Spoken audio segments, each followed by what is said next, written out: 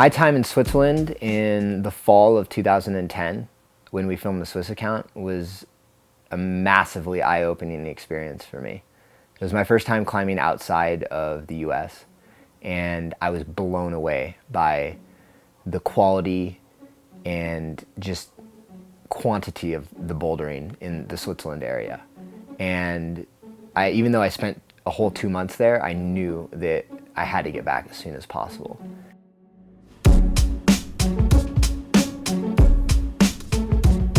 So it'd been about 2 years since I'd been to Magic Wood, and I was really excited to get back. It's definitely one of my favorite climbing areas in the entire world, and arriving back there after months in Africa and a few months of traveling around Europe, a month or so of traveling around Europe, was really a special kind of homecoming for me. I kind of felt like I'd never even left.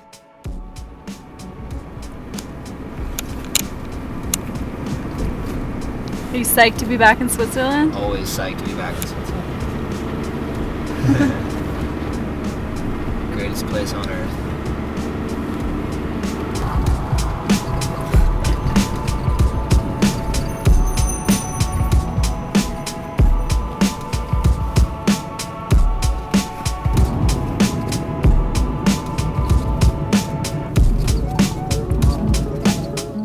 My first few days back in Magic Wood for me were all about just getting my fitness back and just kind of feeling more at home on the rock and just feeling comfortable climbing outside again. So I guess I just spent some time trying a few just random classics that I hadn't done, or things that I'd maybe tried before but hadn't taken the time to finish.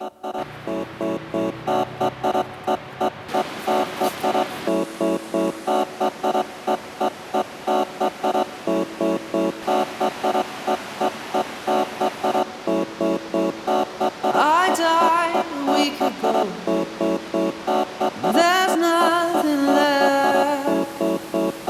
It's caught on video. The very last breath. The very last breath. The very last breath. The very last breath. The very last breath. In time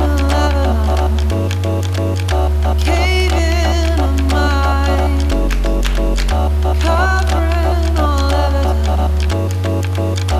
The very last time, the very last time, the very last time, the very last time, the very last time.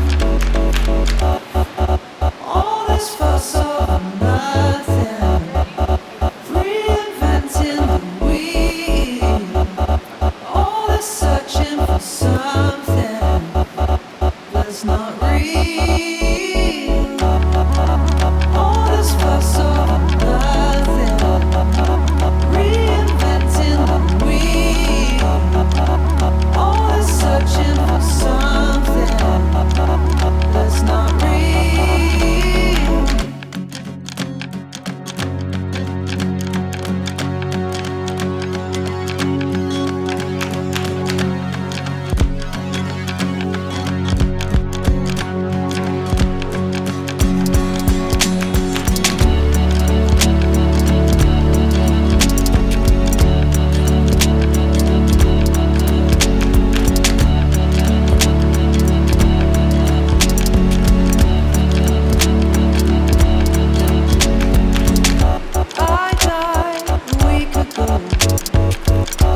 There's nothing left.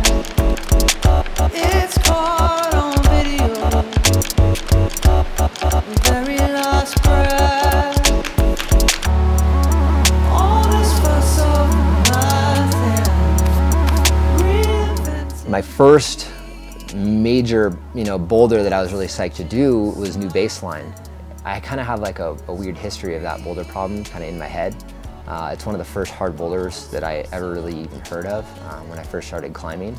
And I remember seeing magazines and photos and and stuff like that, you know, either on the internet or, you know, just in random climbing magazines of Baron Zangerl and his accomplishments in Magic Wood. And New Baseline at that time, for me, was always just kind of like the epitome of hard climbing. And it was, at the time, put up as V15, and it was supposed to be one of the, you know, top few hardest climbs in the world. And it was also really aesthetic and really cool looking. I spent one day on New Baseline, kind of in warmer weather, and just like, basically just couldn't do any moves on it. And I was kind of like really bummed about it. And then I went out one day when it was kind of like a little cooler and a little breezier, and then all of a sudden just, I had this kind of revelation where I was able to do this cross move to this pinch. Instead of grabbing the pinch with the left hand like everyone else does, I grabbed it with my right hand, and it made the crux sequence a lot easier. So once I figured that out, it was kind of like this huge breakthrough where I was able to really piece together the two sections.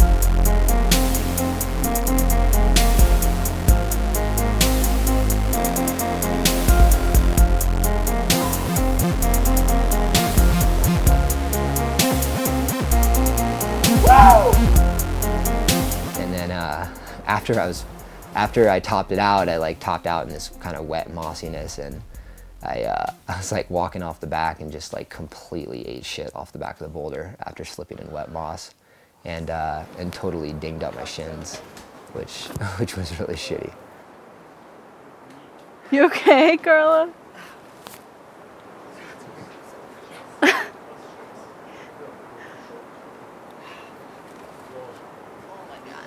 You okay?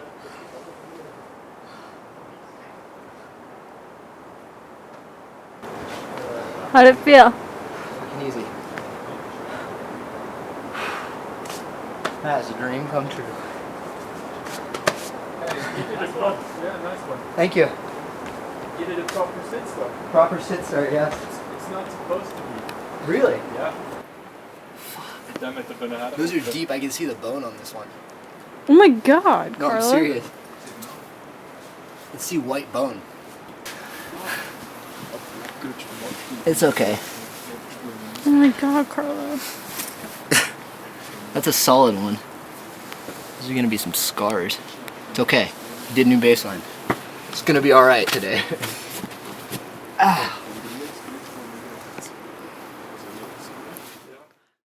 When I started climbing, I never would have expected that I would have ever gotten to the ability level and the strength to climb something like New Baseline. It was kind of one of those iconic climbs for me, like in my head, that I never thought I would be able to do. And it was kind of like a really big breakthrough mental moment for me when I was like standing on top and having finished it, and like it didn't feel at my limit. It was a pretty ecstatic feeling for me. And because it was at the beginning of this whole Swiss trip, I just was like, wow, like I wonder what's going to be possible and what I can do. And so I decided to try and ride the momentum out.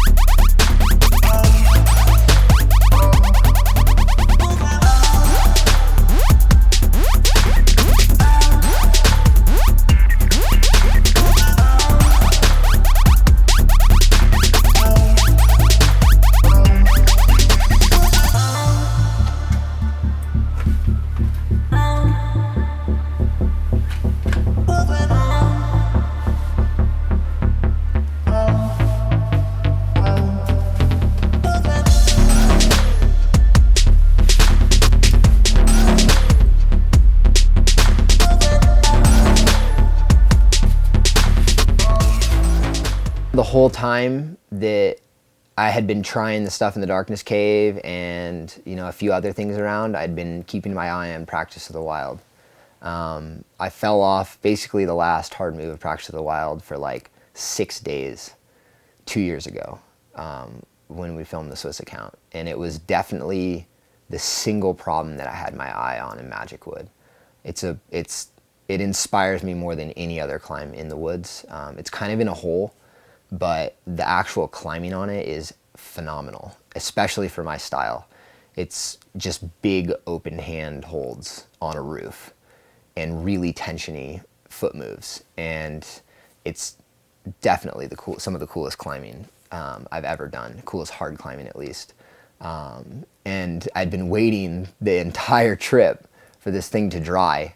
And luckily right after finishing In Search of Time Lost, and New Baseline, it dried up enough to climb on. The bottom holds were still wet, and I kind of like set up a reflector to like reflect light into the cave and try and, you know, dry out some of the humidity and just get some airflow. And I was waving the reflector all over the place trying to get wind in there to try and dry the start holds. And I did the crux move a few times in a row, and it felt pretty easy, and I decided to start giving it tries from the start.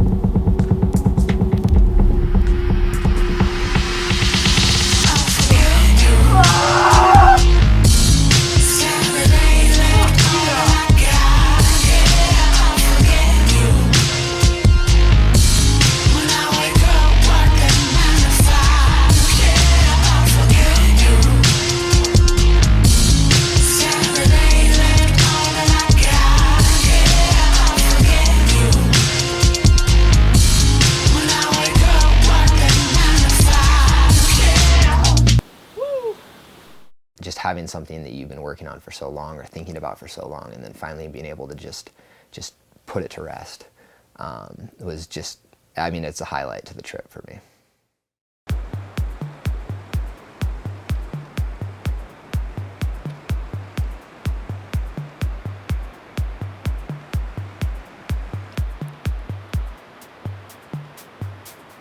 What's up, Carlo?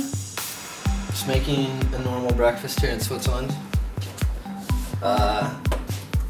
Got some eggs, which are pretty much a staple of my diet. I'm gonna go about cracking them. Oh, and look at that. That's how you know these eggs are fresh, because there's feathers in there with the eggs. Only in Switzerland. You have heavy, fluffy feathers with your eggs. So, I'm gonna go about making these guys. So I'm gonna crack my eggs.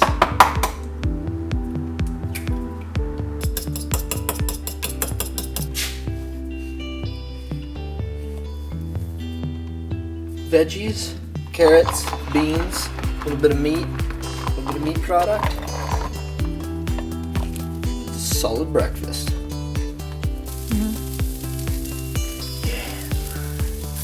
What are you trying today? Today I'm gonna go try and finish Mystic Stylez, and if I'm feeling good, maybe go over to Dark Matter. Run around the woods. How's the weather been here? The weather has been phenomenal for the last week. Is that coming along? It's going along great.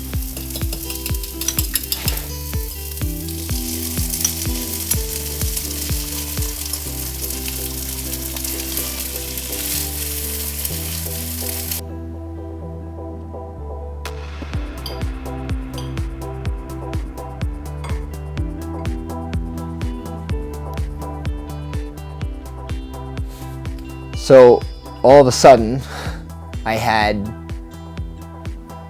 I guess in my mind, I had finished pretty much everything I could have ever imagined finishing in Magic Wood in like a pretty short period of time, like within a week or two. And I'd been planning on spending a large chunk of time just trying to finish Practice of the Wild.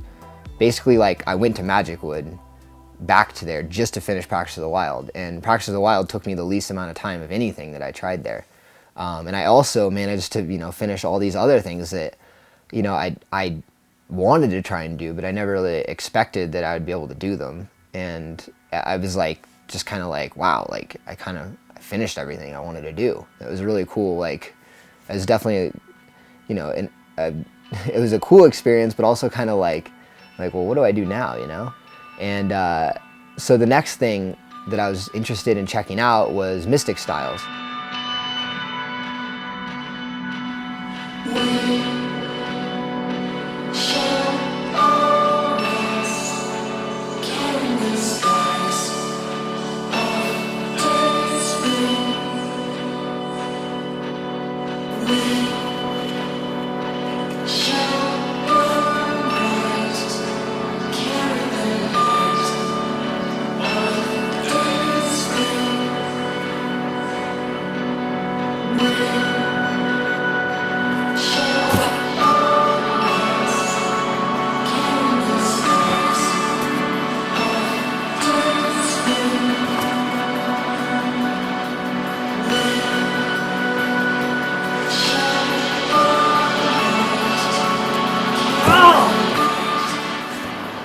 Are you getting frustrated?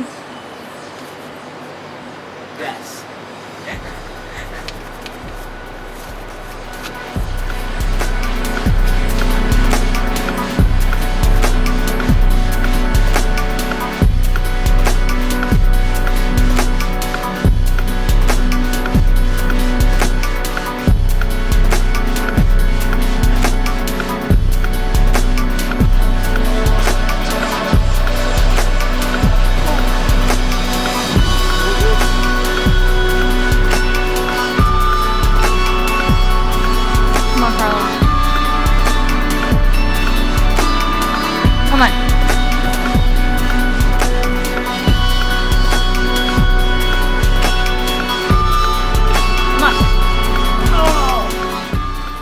I ended up falling on the Muttertag move for like 3 days straight, basically, from the bottom, which was really frustrating because I could just pull on and do the move on Muttertag really easily, just from pulling off the ground. But from the bottom, it just was like a little bit sapping. And when I first started trying it, I was like, man, this thing could be like, it's supposed to be 8C, or at least have been proposed at 8C, and you know, as it came to me really fast, and I was like, this could be like a V13 boulder potentially, like, or AB. And after 3 days of falling on it, I was kind of like, oh, maybe it's a little bit harder than that, because I'm like not quite doing it like every time. So we kind of had like this projected snowstorm about to come in, and I was like, I have got to get out and do Mystic Stylez like right now.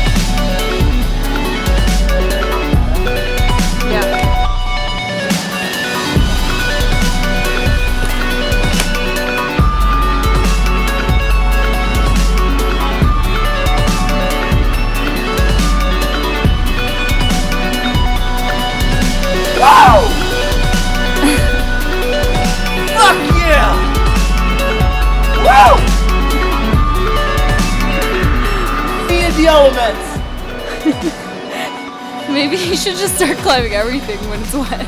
Jesus Christ. And I'm bleeding like a motherfucker. Oh, that was ridiculous. Jacket rip technique.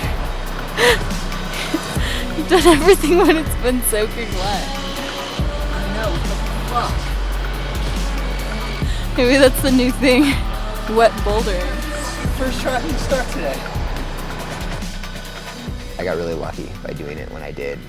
The conditions dictate everything, but also your ability to take advantage of the conditions that you have in front of you, and to just finish things right when you need to. And it's a really important part of hard rock climbing, is executing when the time is right and knowing when you have to execute and doing it. I feel like a lot of people, you know, come up just short of doing that, you know, just short of pulling things off. And it changes the way that the rest of your trip can go. It changes the way that the rest of your climbing career can go.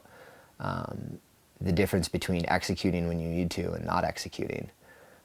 It's a very, very small, it's a very fine line. And I think a lot of people don't really understand that. The difference between those two is that there's a lot of people that are strong enough to be doing a lot of these climbs out there, but that doesn't mean that they're doing them. And the difference between executing on them and not is actually pretty big.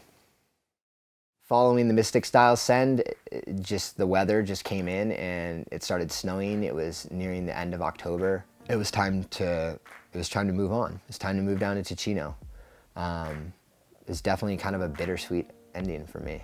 I was sad to leave, but I was also really happy to do the things that I wanted to do there.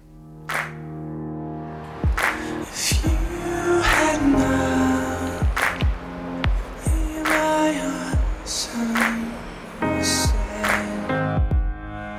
the earth's mine.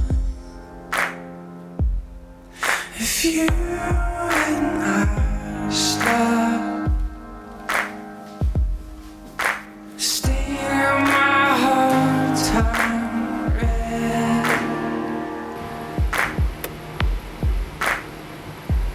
It's you I am.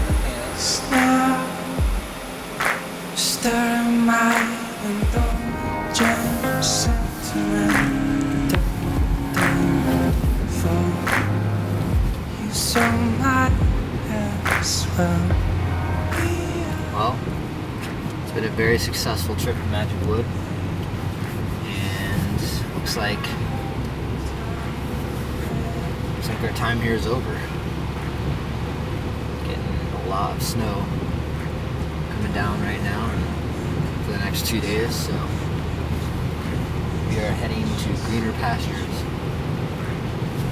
But finished off pretty much everything that I wanted to do and more, so very happy about that. It's been a really good experience, so psyched for the next month. Beauty that he sees is available to other people and to me too. I believe.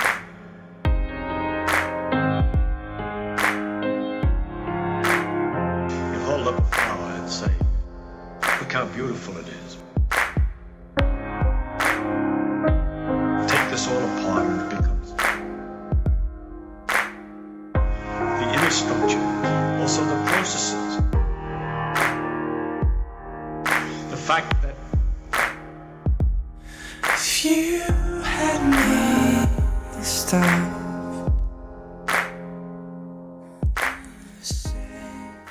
So the snow in Magic Wood was definitely a bummer, but Ticino was looking prime. So we headed down to the Italian border, where the region of Ticino meets northern Italy, and we rented a house on Lago Maggiore. And the reason we did that was because I wanted to climb in Val Bavona and Brione, which are the closest areas to the Italian border out of the Ticino areas. And those areas tend to be a little bit higher elevation than Cresciano or Coronico, which are, you know, a little bit more north. And those areas are definitely a little, you know, they're low elevation, so they tend to be warmer. And even though it was snowing in Magic Wood, Ticino was still pretty warm. But I was really excited to get back up into Val Bavona and check out all these projects that I had found a few years ago.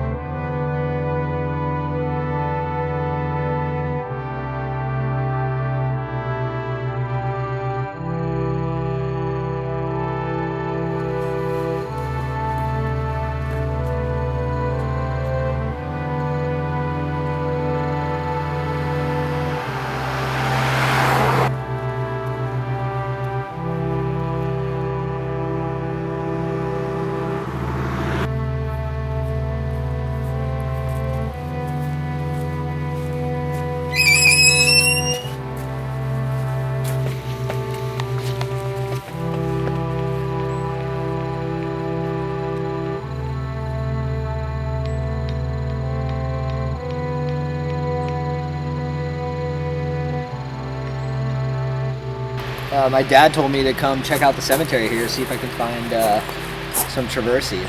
So we're here today, just, you know, paying respects to the ancestors and to my heritage.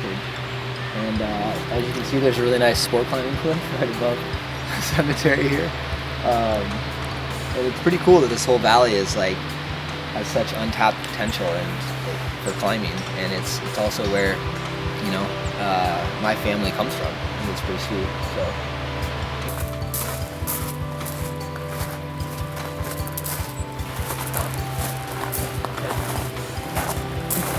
Oh. There's good old Carlo Traversi, already buried. So we walk in, and interestingly enough, there's a grave there with my name on it, and I guess it's my great grandfather, I think is what my dad told me.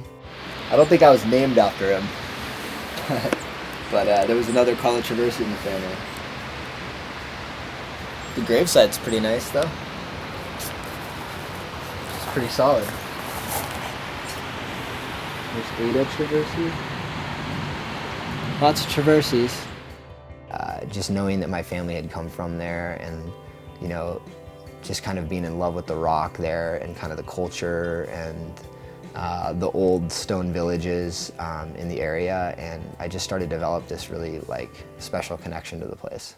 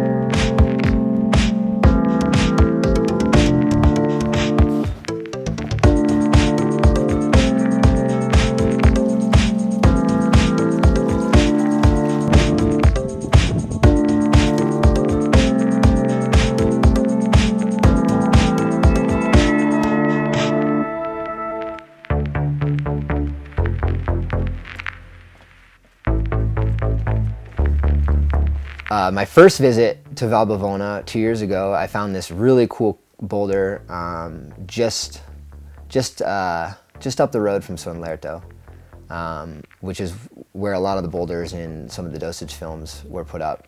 And I wanted to go back and check out this boulder because I saw this really cool line on it, but it was really wet kind of the day that we were there and the first time, and I didn't really know what the problem was going to be like or how it was going to go. But when I got back and brushed it up, I was just like blown away. It was definitely the best problem I'd ever found in terms of quality and difficulty and just everything. It fit everything I could have ever wanted out of a boulder problem, and I knew right away that it was, I mean, it was just immediately jumped to the top of my list for things I wanted to do. Start with a small talk, won't you? Don't wanna feed the nightmare. You shout memory talks, I hear it round the room. Don't wanna hear no more from you. Ow! Fuck, that's hard.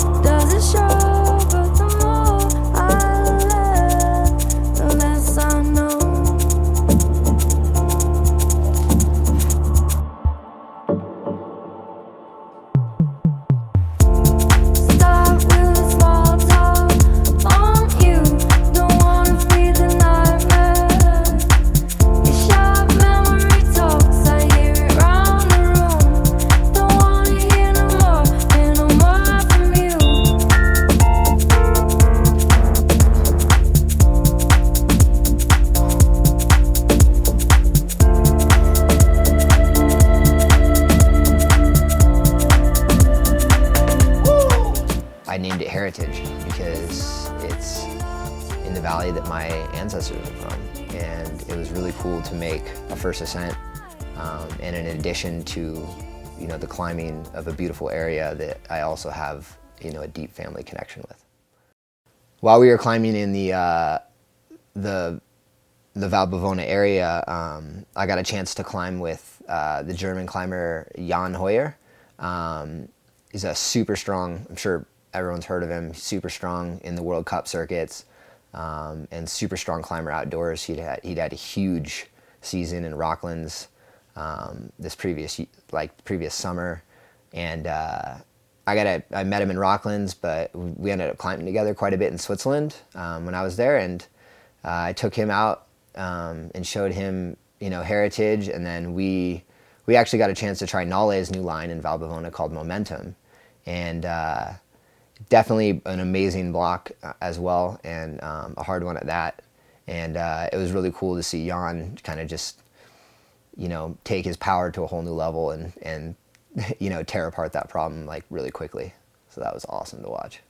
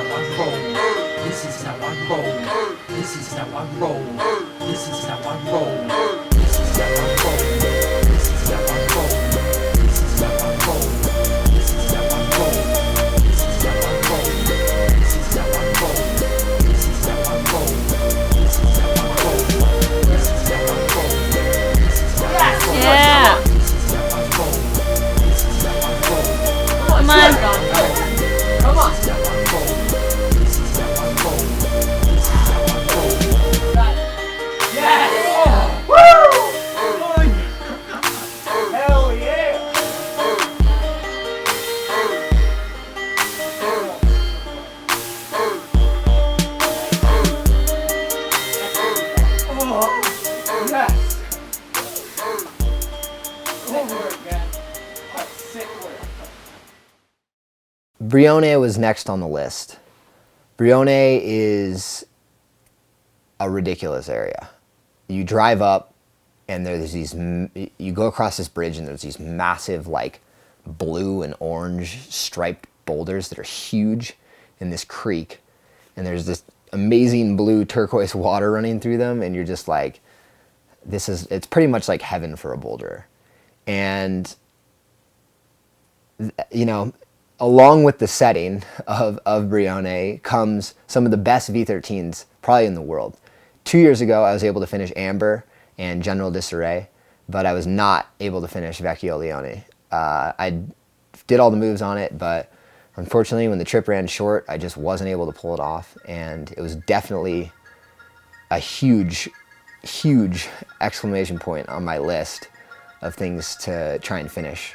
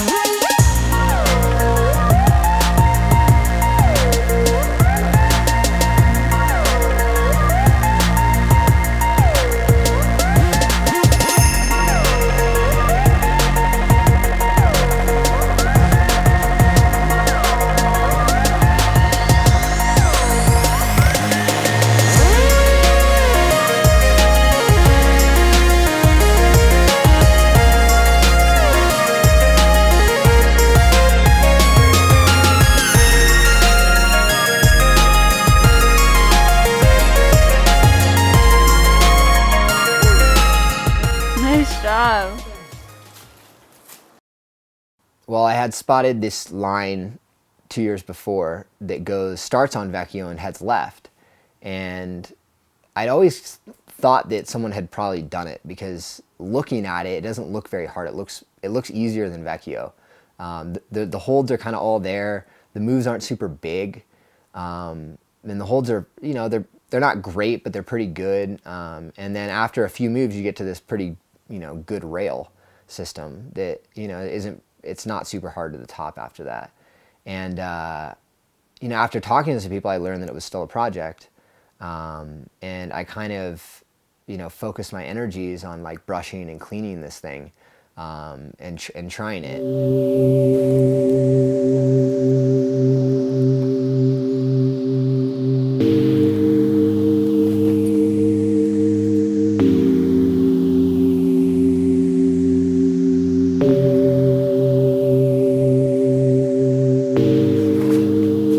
Come on, Carlo.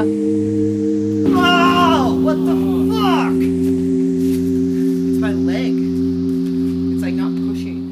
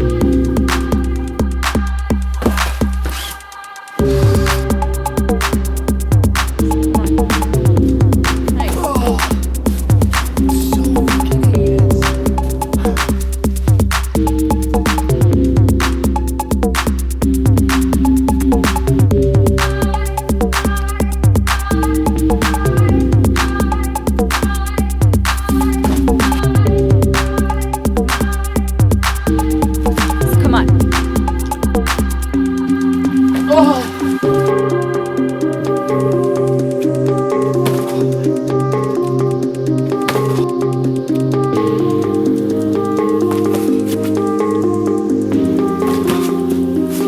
Cooked. Look like it. Cooked. What? You look like it. You fucking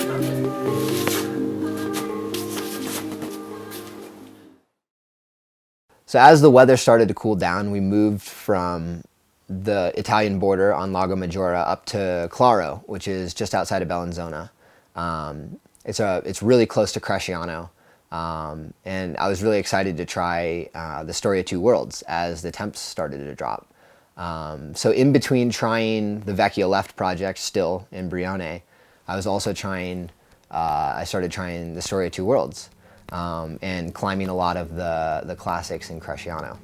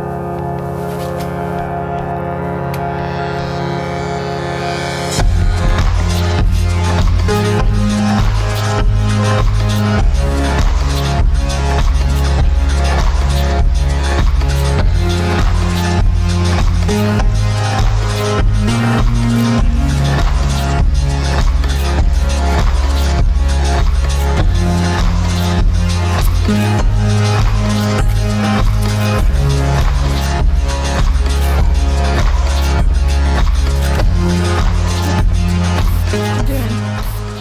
Just brushing up the upper part of Story of Two Worlds, the dagger. Just I feel pretty fucking wrecked today. Pretty damn wrecked. But we're expecting 4 days of rain and then I fly out of here.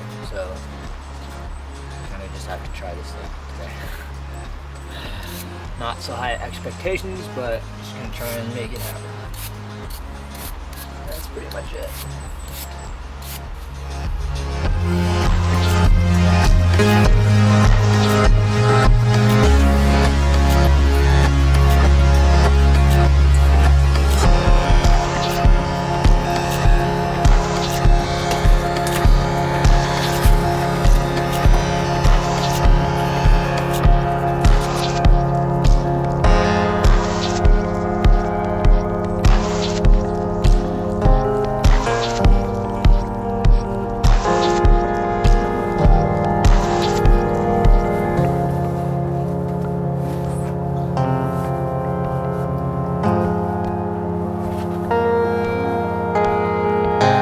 Nice. Come on.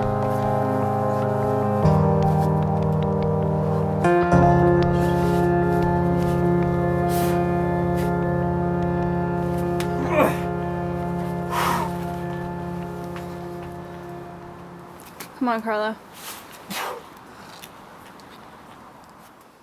Come on. Oh!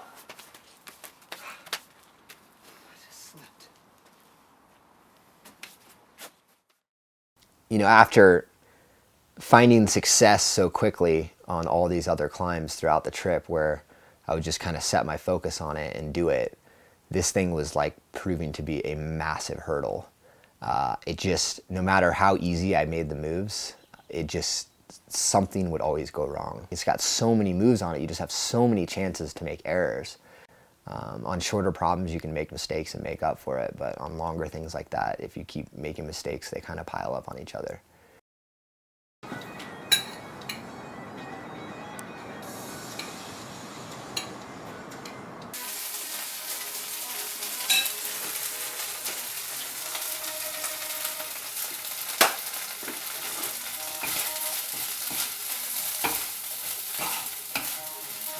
What are you making?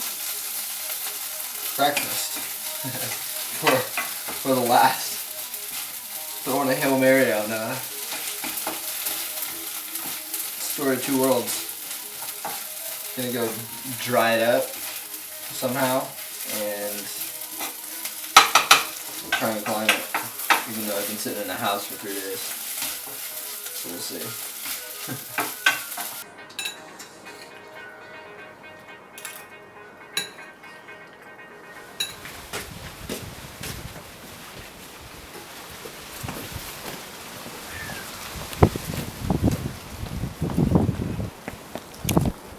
So we've been cooped up inside the house for the last 3 days, waiting out this epic storm.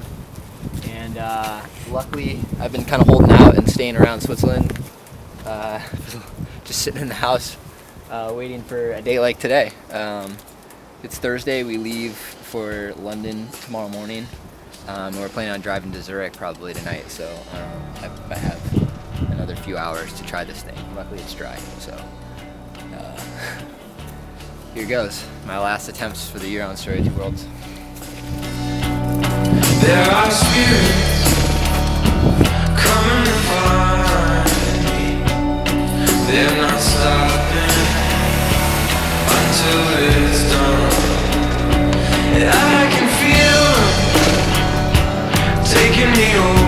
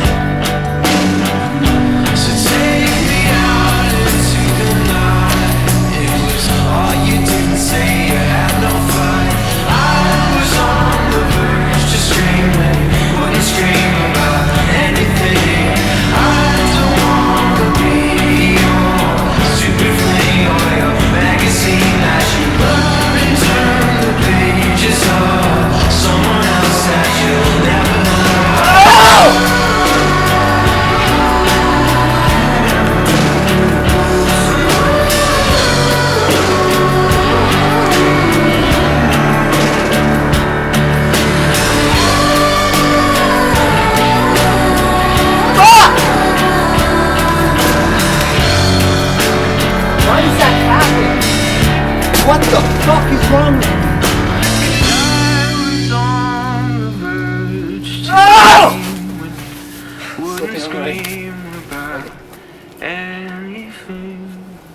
Oh!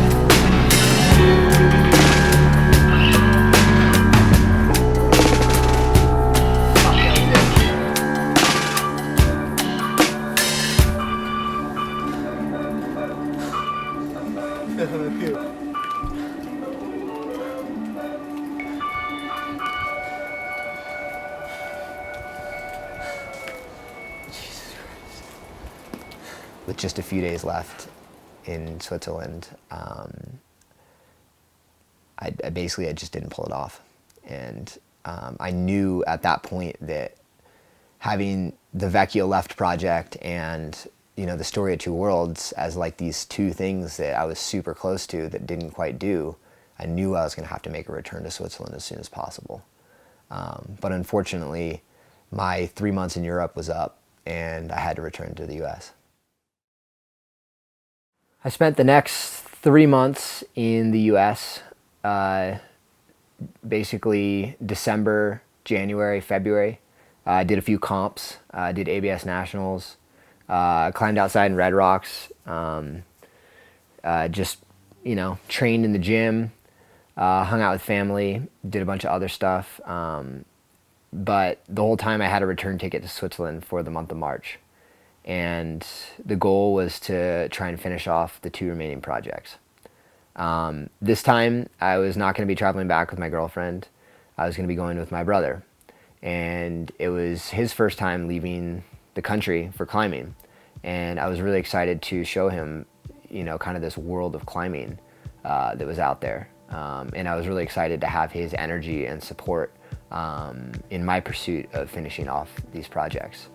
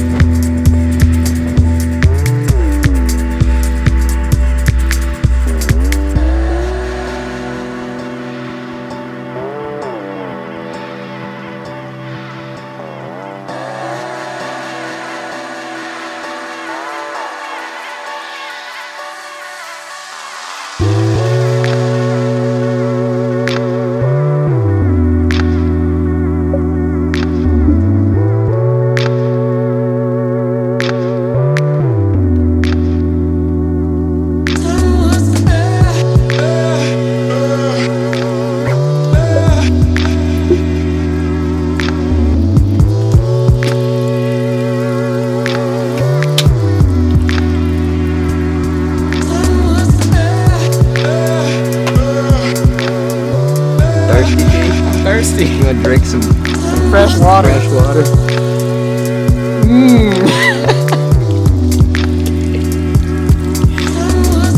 Ice water.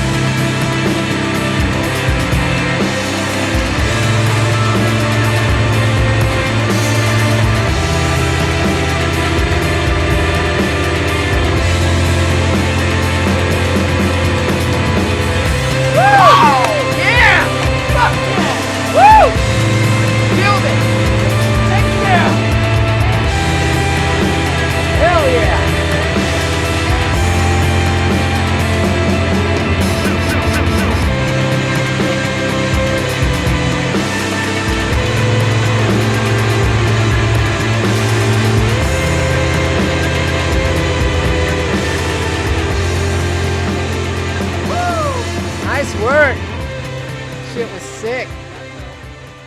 The Story of Two Worlds was by far the biggest battle I've ever had with the boulder problem. That's not to say that I think it's necessarily the absolute hardest thing that I've ever done. That's really, really difficult. It's a really, really difficult thing to answer. Boulders, what makes bouldering unique is that everything is very different, and the struggles that you had with each problem are very different. But this battle was definitely the hardest mental battle I've ever had with a problem. And you know, finally being able to finish it off with my brother there watching, someone that I grew up climbing with, was, you know, a highlight of my climbing life for sure. After the weight had lifted of climbing the Story of Two Worlds, we ventured back up to Brione and checked out the Vecchio Leone project again. Unfortunately for the whole month that we were there, the whole thing was wet pretty much every day. I got to try it one day at the beginning of the trip, and then it was pretty much wet for 3 weeks. And our final day of climbing, I went out there and it was windy, so my hopes were high that it was going to be dry. And I got there, and luckily the crux hold was dry, even though the last bit of it, the problem was still pretty wet. And I was kind of like, well, I might as well just, you know, give it a few tries and see what I can do.